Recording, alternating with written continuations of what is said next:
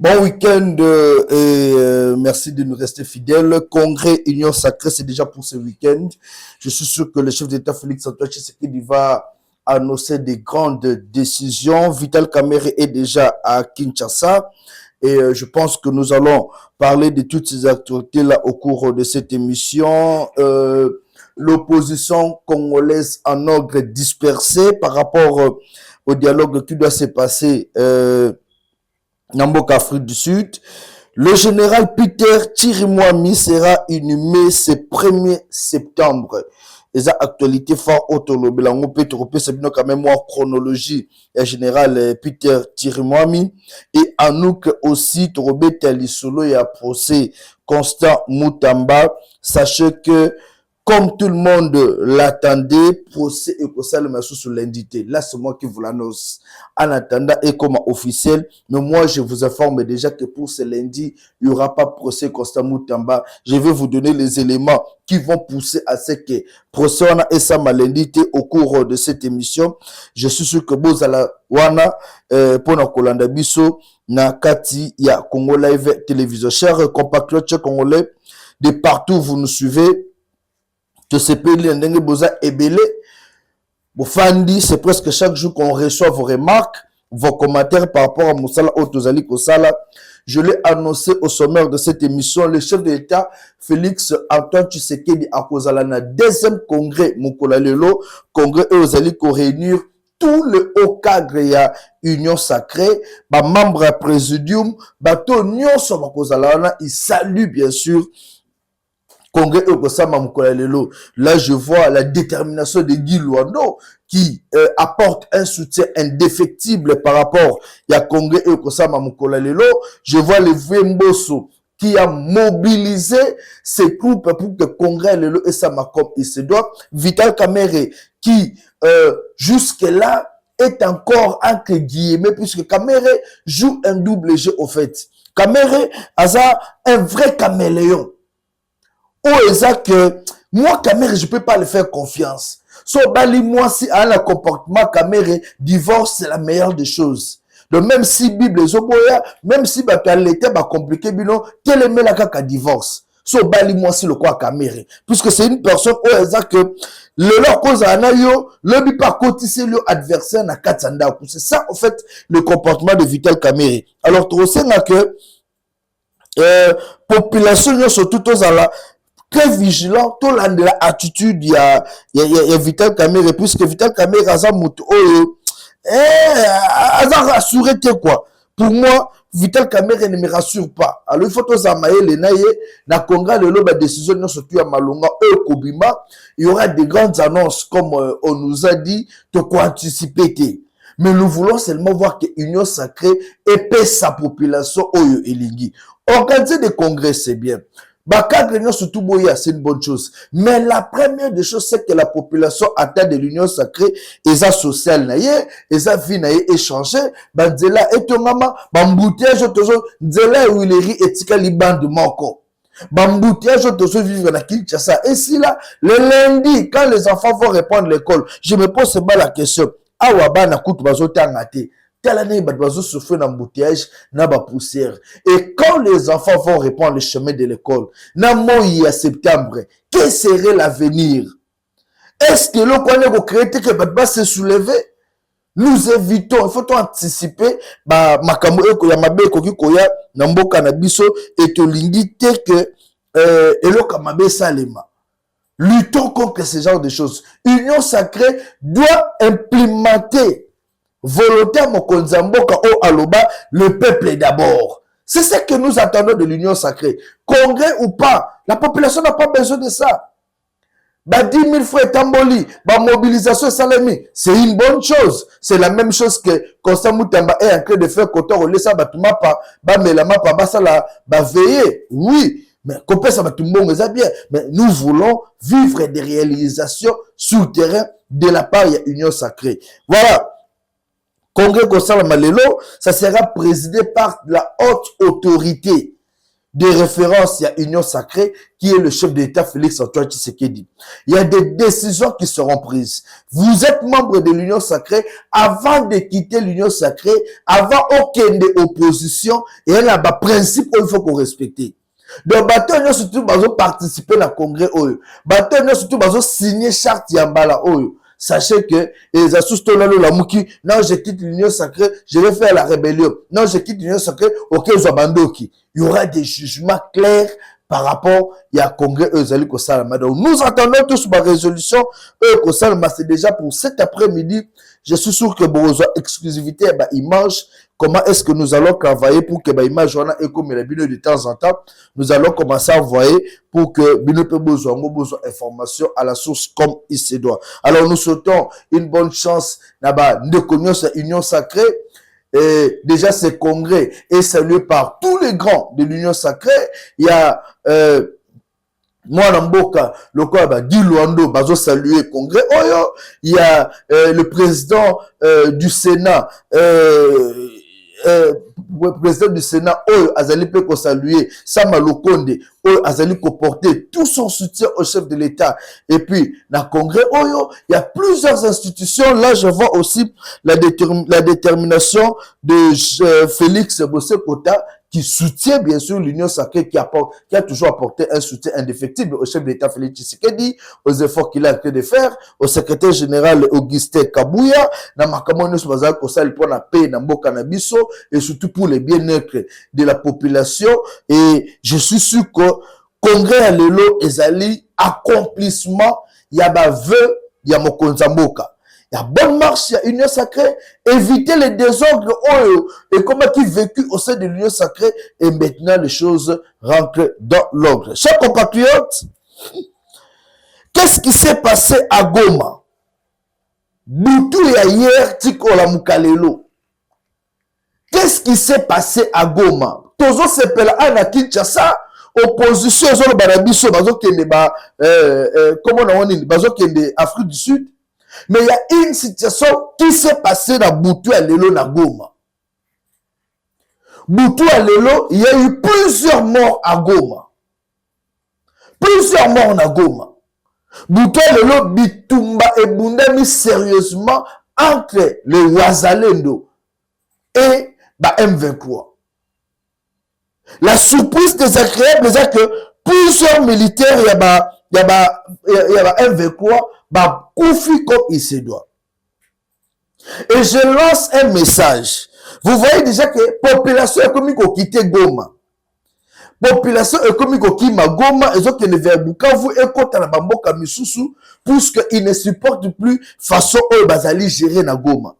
Population azana ras-le-bol. Il y a comment on a que ville à Goma bakomi asphyxié, moi ba vivre exacte bazoli habité. Et l'armée congolaise est déterminée à récupérer Goma.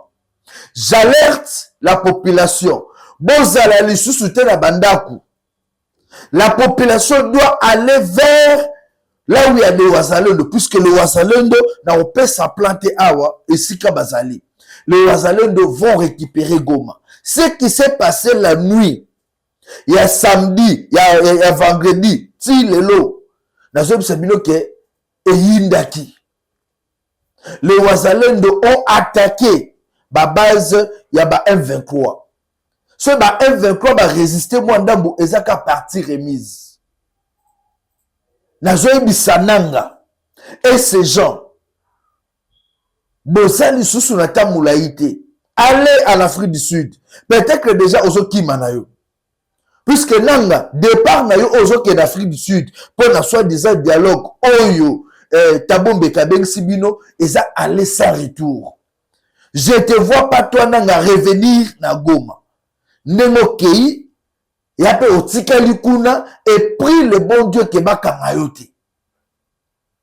Là, j'alerte déjà. Ce que vous avez vécu la nuit du vendredi au samedi, Nanga na émission que eza alerte.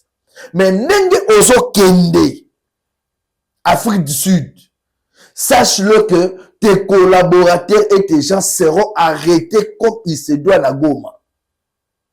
Et Goma sera libéré. Bukavu sera aussi libéré et vous allez comprendre que nous faisons la haute politique. Félix Tshisekedi, c'est le meilleur politicien au Congo et c'est la rejoindre. Félix Tshisekedi est un meilleur politicien. Il est au sommet. Il y a politique à Congo. Et très bientôt là, oh, les cas qui dans nuit, il y a vendredi, samedi, je vous informe que très bientôt, nous allons récupérer Bablo Kwananyo surtout et Goma et Zokoma libéré. Goma, Bukavu et Zokoma libéré. Nous allons faire la guerre. L'unique solution pour vaincre Kagame, c'est la guerre. Comme Kagame a lancé un défi à l'obbi pour naïe, le quoi la biso tozala ba minéraux, toujours qu'on sécuriser en côté. Lui se met comme élément sécurité, on doit prouver à Kagame que biso moko toza capable ya ko sécuriser moko na biso moko toza capable ya ko sécuriser ba minéraux na biso et tout va bien. Nous allons éduquer Batouana. La nuit à vendredi, samedi, population est l'alité. Mando qui est bétami comme il se doit na Goma. Mando qui est bétami comme il se doit na Goma. Il y a eu beaucoup de morts. Dans l'ambulance, il y a HCR, le lot est emboli sérieusement pour évacuer ma corps. La question que tu as mis le bela, c'est le feu au nom surtout de signer et parti dans nos années. La population qui est en train de mourir jour et nuit. Est-ce que Bozo que la banque t'a mawate Nanga, tu peux pas te retirer.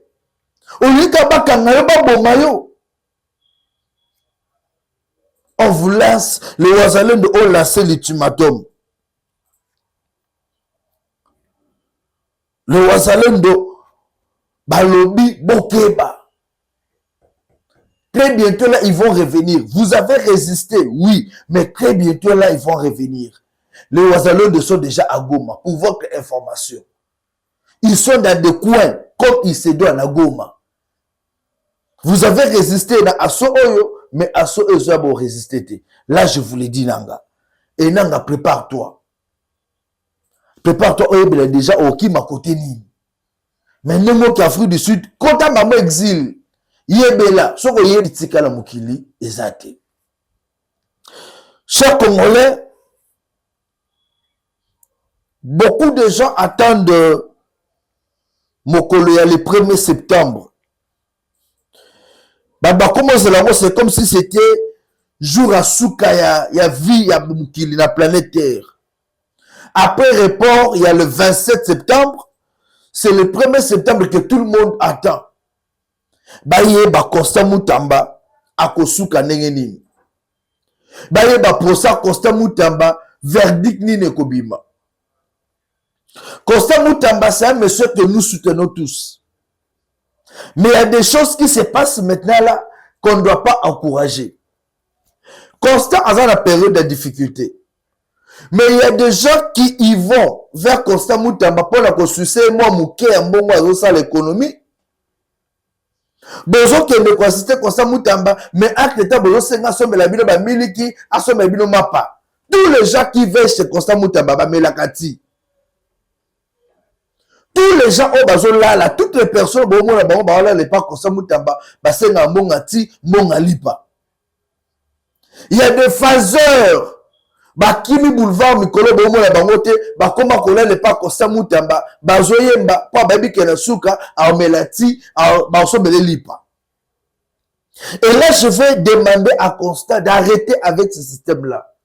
Le jour où vous serez arrêté, ceux qui vous allez quatre aux alayo moko na prison. Bato baye melo ba zembana Constant patati patata, ils seront pas là.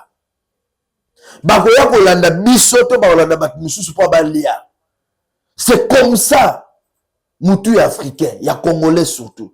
Congolais landa Moutouka par intérêt. Constant Mutamba, tu es attendu ce lundi. Décision est Kokoya. Peu importe circonstance, s'il faut qu'on t'arrête, on va t'arrêter. S'il faut que bah acquitter, on va t'acquitter par rapport, non par rapport à la pression, mais par rapport il y a Obamoni comme fait na makambu na yo. Le fait de mobiliser c'est pas mal, c'est une bonne chose, mais vous devez savoir que il faut estimer Mbappé. Bon, on se estimer. Bon, ça va bien aussi limité.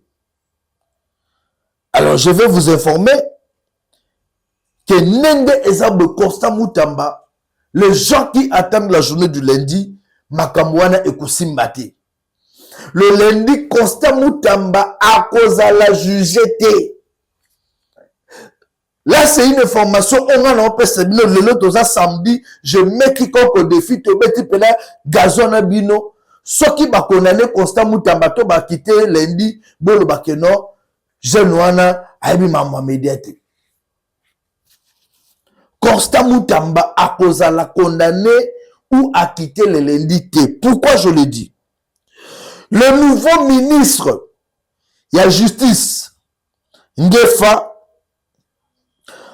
aurait reçu l'instruction de solliciter auprès du parquet général près la Cour de cassation une déclaration d'insuffisance de charges avec transmission du dossier au Conseil d'État pour avis.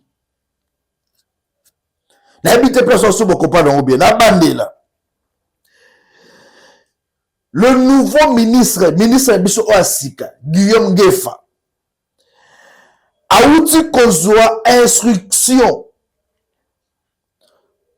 Il y a sollicité auprès du parquet et à cassation une déclaration d'insuffisance de charges avec transmission du dossier au Conseil d'État pour avis. C'est-à-dire, Makambo ba pèse ba fundeli Constant Moutamba, ba charge o ba check nanjota Constant Moutamba. Ministre a eu injonction ba kende koluka Conseil d'État pour na ba interpréter pour la justice congolaise ou pour l'État congolais, ba charge oza ba cheli Constant Moutamba eza ya point na yete. C'est déjà une façon de dire, on veut en réalité qu'Obimisa Constant Moutamba na dossier Oyo. Ce qui fait qu'on n'aura pas besoin, il y a décision à Cour de cassation. Le lundi, Cour de cassation à Kosala Moussala Te pour juger Constant Moutamba. Je vous l'informe. Le bateau, vous préparé toko marché lundi, toko sala bo lundi, un docteur ya baba lundi et l'autre que ça le matin, Cour de cassation que ça la vite. La décision vous sera annoncée, nene kaka bomo la ki le 27 ça le maki, boye, bo fouti ba transport, bo tamboli, bo tchema kelele et en fin de compte on vous dit procès ezali sous le lot T. Le lundi, bo tika bana ba ke de classe. Le lundi, Botika Tokunda, le vieux Tirimouami, l'ancien gouverneur militaire, Yanor Kivu.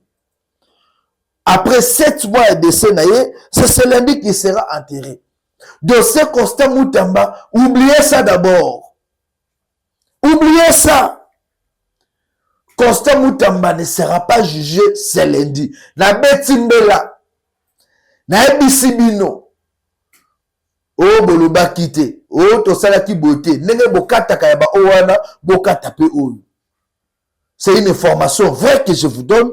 Constant Moutamba ne sera plus jugé ce lundi.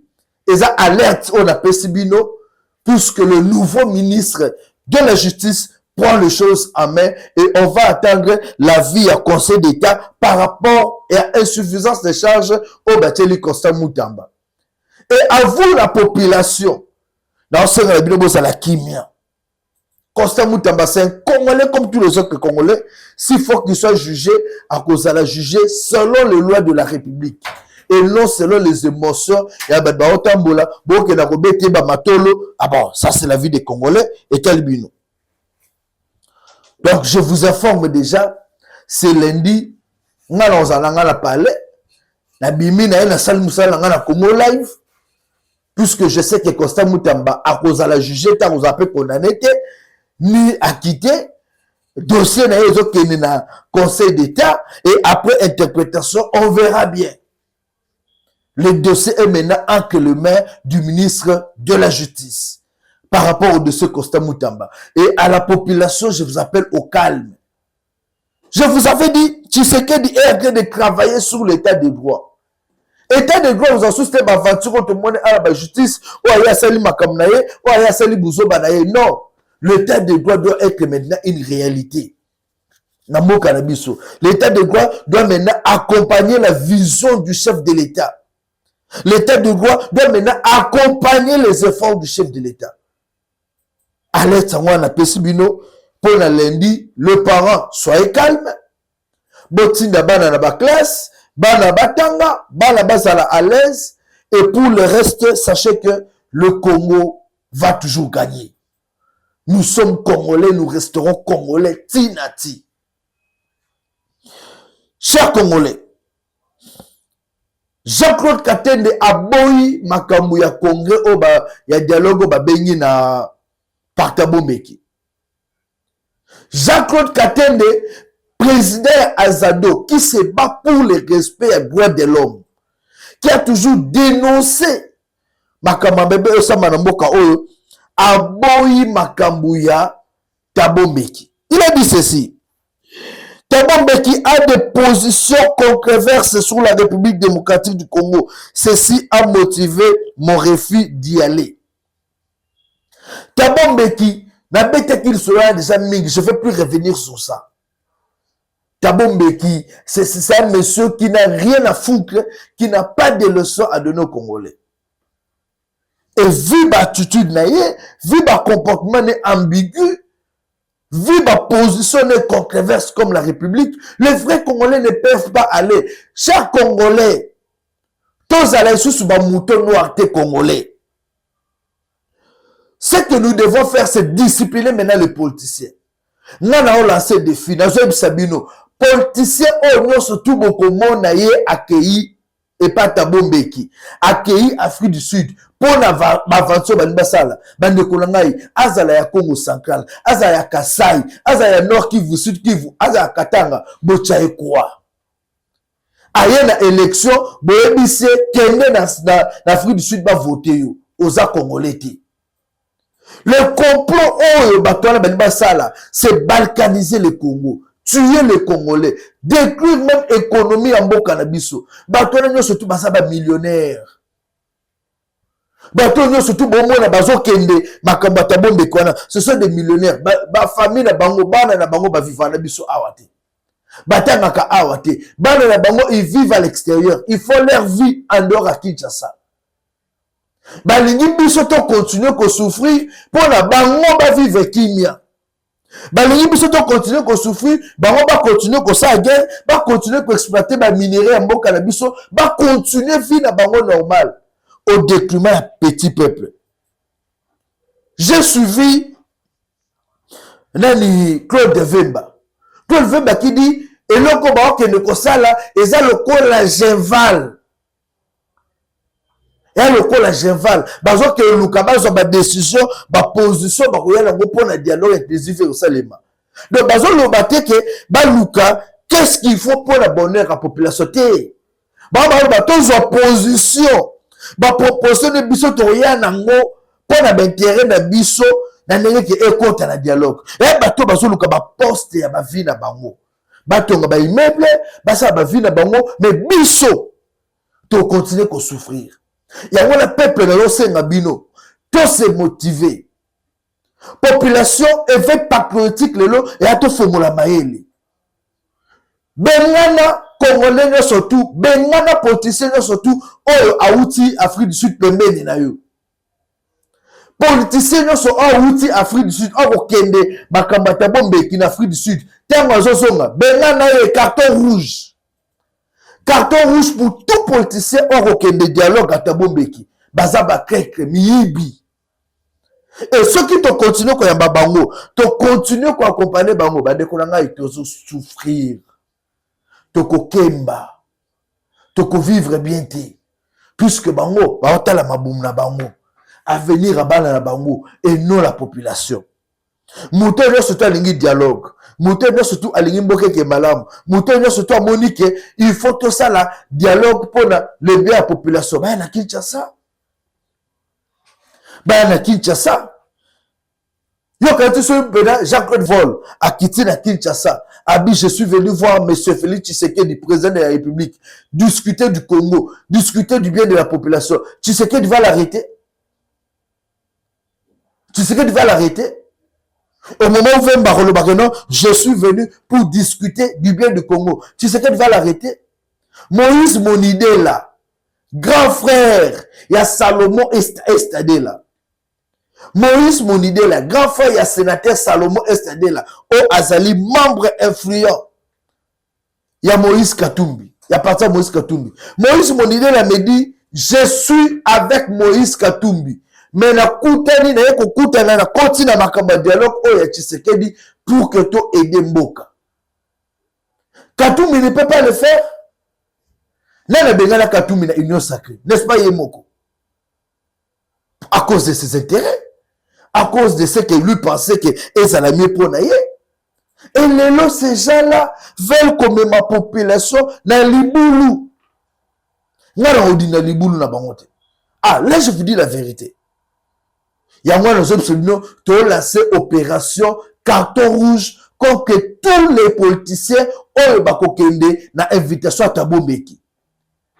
Opération carton rouge, tu as lancé opération carton rouge contre tous les politiciens au Bakokende dialogue à Tabombeki. Tout politicien au Bakokende dialogue à Tabombeki bebake aza munguna ya Congo. Et ben munguna ya Congo au Bakokende ça complot contre les Congolais biso ne faut te les bango. Bon, ça lui complot kuna bokende to bengani bino libela botika biso atobunda. Nous on va se battre à Congo na biso avec des idées, to pesa fachi ba idée, to pesi ba otokuki to reconstruire Mboka. Il est grand temps de reconstruire ce Congo na bateau baza bolinga ba congolais. Et là na bateau baza na bolinga ba minerai à Congo.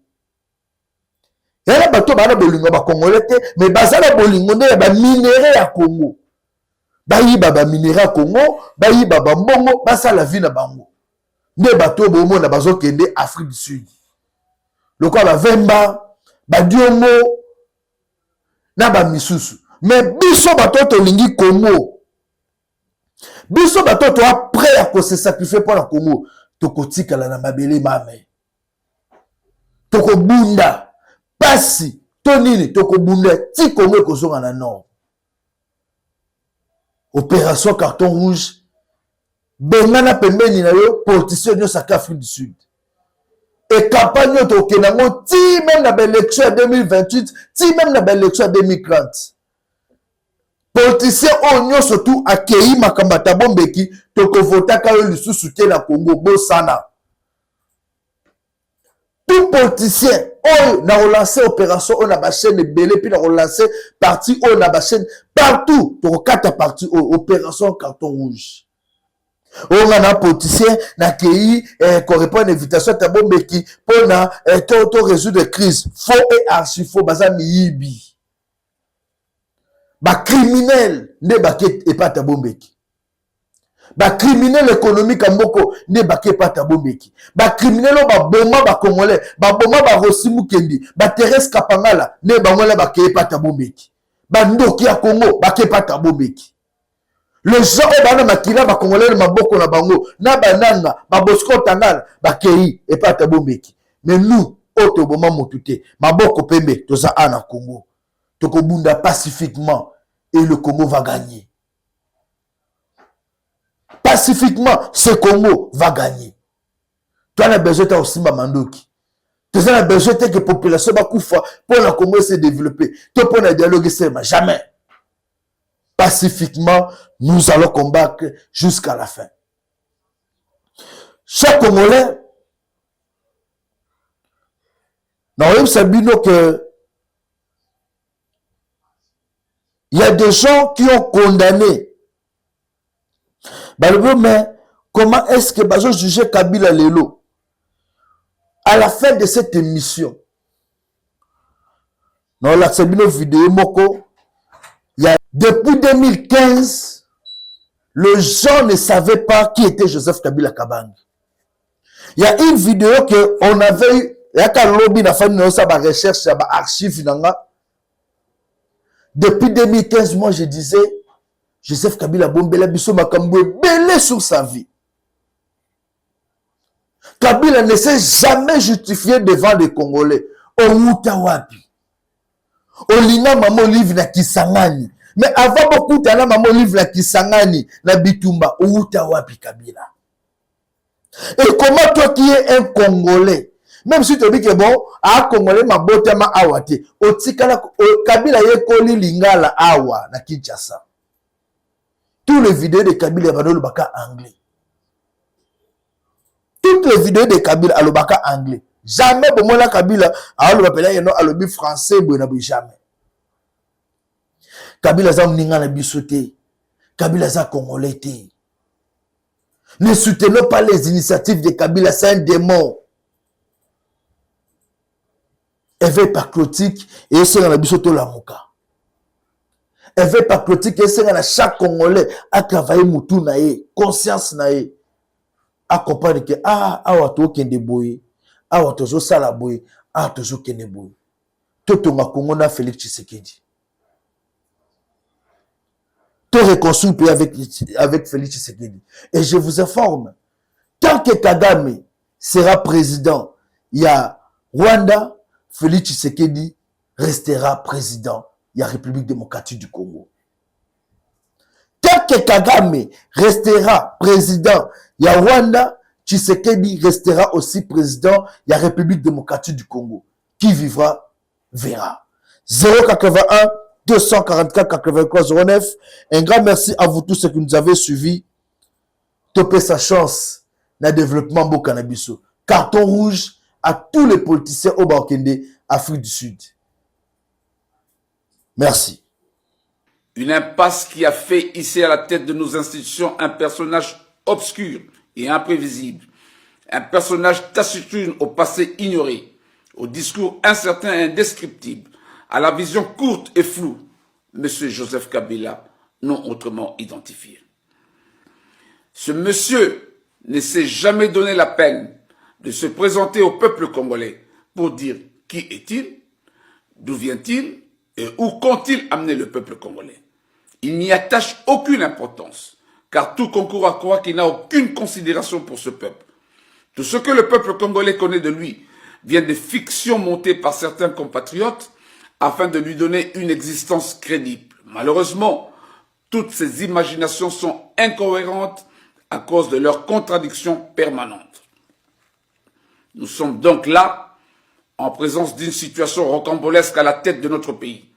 Situation soutenue par un conglomérat des compatriotes qui participent à l'hypothèque de notre pays. Ces petites trahisons successives créent l'instabilité de notre pays et désorientent le peuple congolais. Pourtant, nous avons un précédent fabuleux où, pour respecter le peuple américain, le président Barack Obama a dû procéder à cet exercice tant salutaire pour sa probité morale et politique de présenter toutes les preuves de sa naissance au sol américain, ainsi que son cursus et son parcours professionnel, ce qui a levé tout équivoque quant à sa personnalité. Si cette préoccupation a eu un sens aux États-Unis, pourquoi n'aurait-il pas un sens en République démocratique du Congo lorsque les Congolais veulent savoir qui est à la tête de leur pays? Cette volonté de vouloir connaître n'est ni une injure, ni un manque de respect, encore moins un acte de xénophobie. En revanche, priver à tout un peuple le droit à l'information et à la connaissance, c'est le priver de ses droits fondamentaux. Nous avons donc le devoir de rendre la lumière à notre peuple. En examinant ce qui précède, l'histoire de M. Joseph Kabila demeure ombrageuse dans la mémoire collective des Congolais. Son mystère reste une énigme préoccupante pour la paix et la cohésion nationale. Bref, une menace réelle pour l'avenir et l'essor du Congo.